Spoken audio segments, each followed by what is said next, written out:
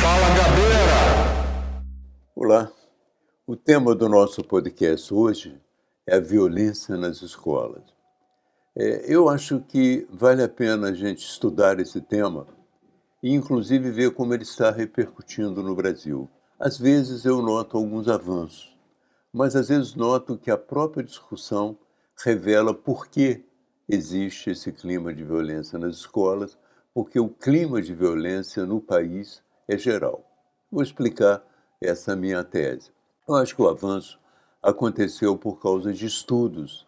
Os estudos que os especialistas fazem na internet e constataram que as pessoas que cometem esses crimes nas escolas, elas são, de uma certa maneira, cultuadas por outras na internet.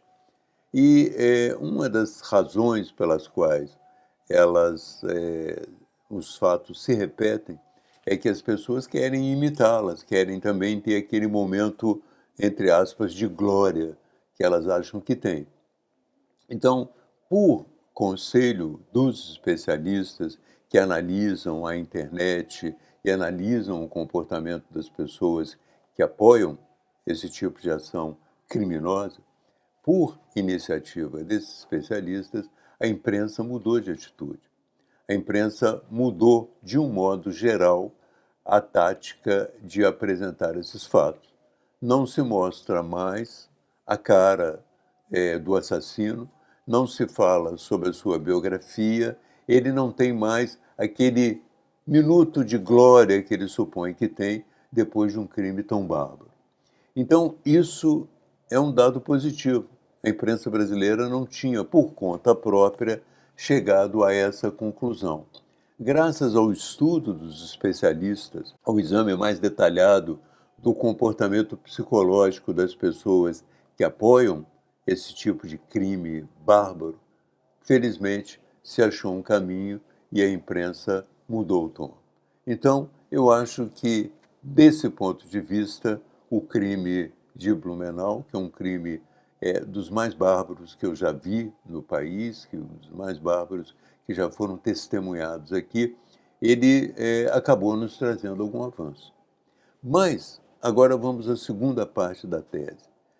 A forma como nós estamos discutindo esse tema mostra também que o Brasil é um país violento, em que, ao invés de corrigirmos a violência que se expressa nas escolas, a gente acaba, através da discussão, mostrando que não estamos preparados e que nós, sem querer, involuntariamente, nós contribuímos para ela. Vou dar um exemplo. Alguns comentaristas, sem conhecer precisamente, sem conhecer a singularidade desse crime de Blumenau, o interpretaram como se fosse um crime em que a culpa era do bolsonarismo. Como assim? Não era possível, sem conhecer o crime, sem conhecer as suas circunstâncias, afirmar que aquilo tinha alguma relação com o bolsonarismo. Era uma forma de se apropriar rapidamente do crime, dar uma interpretação independente de conhecer o fato. Mas a reação da extrema-direita foi uma reação semelhante e oposta. Eles usaram a foto do criminoso, mostraram o prontuário do criminoso, os crimes que ele já havia cometido, ter batido no pai, ter matado um cachorro, para mostrar que ele era um criminoso reincidente e que o fato de ele ser um criminoso reincidente na rua era culpa da esquerda. Então você vê que, nesse mesmo movimento, aqueles grupos que são anti-Bolsonaro imediatamente rotularam o crime como um crime produzido pela esfera de influência do Bolsonaro. Aqueles que são contra a esquerda imediatamente analisam o crime e rotulam o crime como se fosse produto da esfera de influência do outro. Aí você vê que o clima, na verdade, é um clima de polarização. Não importa o que vai acontecer, um lado vai dizer que a culpa é do outro, e o outro vai responder que a culpa é do adversário. Então, esse clima revela bastante claramente para mim que não estamos preparados para avançar no exame da violência, porque o nosso debate político ainda está carregado de uma polarização muito grande, uma polarização que não passa pelos fatos, que não passa pelo exame detalhado dos fatos. Então, esse aspecto me pareceu um aspecto negativo. O outro aspecto negativo é que fomos para um debate, né? O país foi para um debate no Congresso Nacional. Os deputados da bancada de segurança chamam o ministro da Justiça para debater a violência nas escolas. Como terminou o debate? Terminou quase que em pancadas. O debate não conseguiu ser realizado por causa dos insultos que surgiram entre os deputados, contra o ministro e entre os deputados, a ponto de ser necessário separar alguns deputados que estavam em vias de brigar, em vias de agredir um ao outro. Então, quando você observa o debate político, como eu mencionei antes, e quando você o observa se desdobrando no Congresso Nacional, você pensa o seguinte: olha, essa violência nas escolas, a gente não conhece todas as suas causas, mas evidentemente que o fato como nós as discutimos mostra que o clima de violência é um fator assim muito presente na política nacional. E nós temos que superá-lo para poder começar a pensar em dar uma solução para esse problema. E as soluções que foram apresentadas inicialmente me parecem soluções assim muito fáceis. Vamos dotar as escolas de detetores de metal. Vamos dotar as escolas de policiais armados, como fez Santa Catarina. Tudo. Eu acho que isso vai criar nas crianças um clima de tensão e um clima de incômodo, de constrangimento, que talvez não seja o melhor. Eu acho que há outros caminhos, não é, para tentar solucionar esse problema. Um dos caminhos que eu recomendo, embora ache que tem que haver vigilância, as rondas vão ser feitas, houve uma decisão do governo de colocar 150 milhões nessas rondas, acho que devem ser feitas, é preciso que as imediações das escolas, a proximidade das escolas sejam policiadas, é preciso que as escolas tenham os seus esquemas de segurança próprio, as suas combinações, até o seu botão de pânico, para que uma situação como a de Blumenau possa ser resolvida. Nós já tivemos outras também. Não sei se vocês se lembram, em Minas Gerais, uma creche foi invadida, uma professora foi morta, alunos foram mortos. Na cidade de Saudades, em Santa Catarina, também um jovem esfaqueou pessoas numa creche. Não é um caso totalmente inédito. Então, nós precisamos nos preparar para ele. Agora, uma das preparações que eu proponho, né, tenho proposto, me lembra um pouco o trabalho do FBI na década de 70, mais ou menos. Eles tinham uma série de crimes. Lá, os crimes que eles estavam estudando eram os crimes em série, criminosos em série.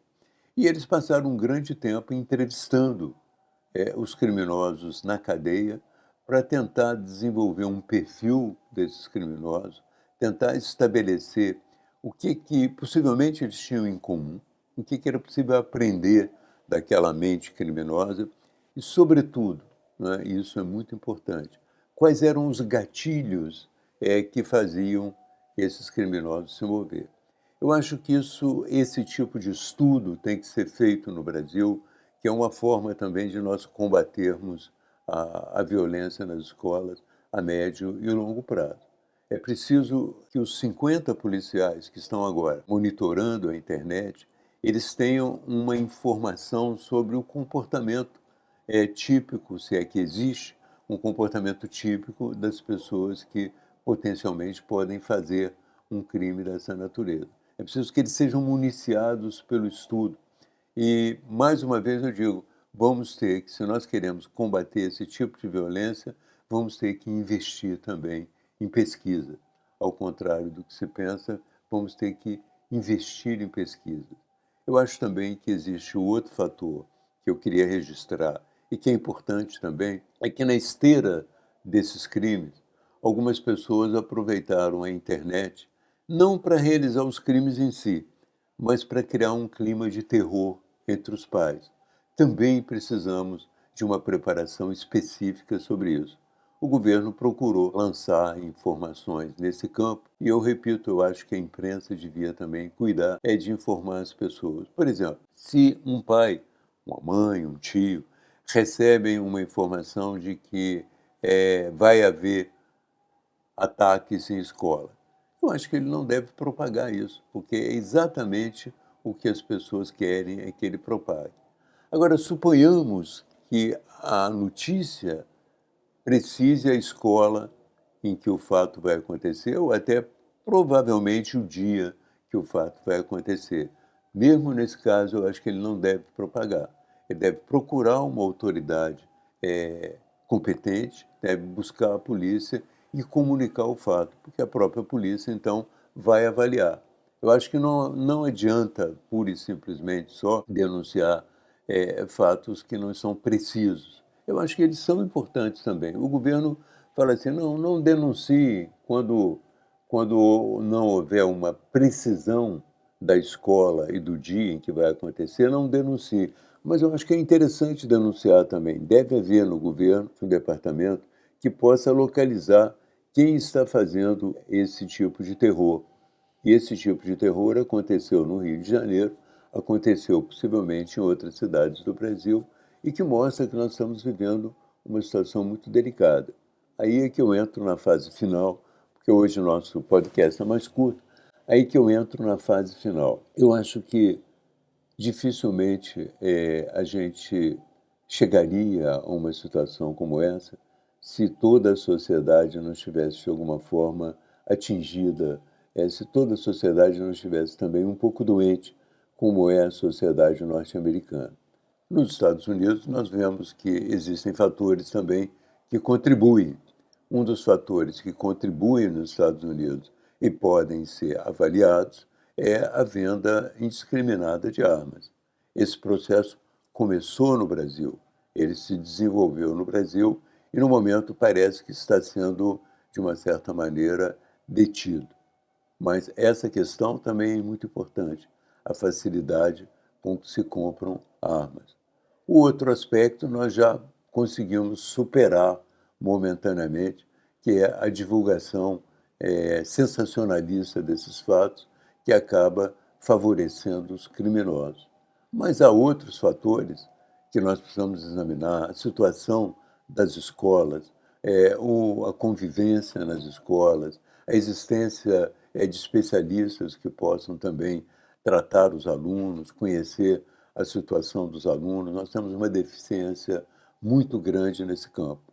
Eu sei porque minha filha, por exemplo, é psicóloga e trabalha numa escola, mas é uma escola particular. Será que são todas as escolas públicas que têm um serviço de professores que são treinados em psicologia? Não sei. Não é? É preciso também avaliar isso. Uma assistência a alunos especiais, não é? E uma capacidade muito grande de previsão, que só se faz também com a preparação dos professores.